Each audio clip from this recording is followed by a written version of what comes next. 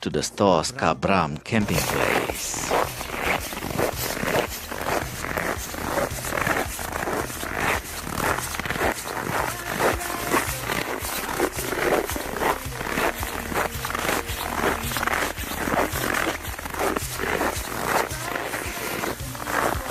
Hello.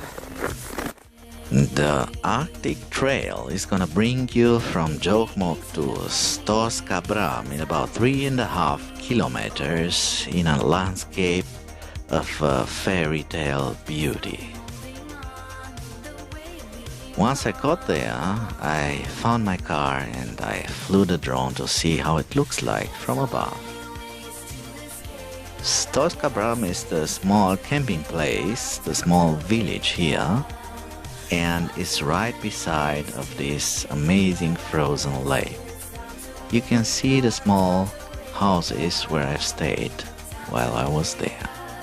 I would recommend this place to stay more than the Jokkmokk hotel in the middle of the city because it's much comfortable and nicer.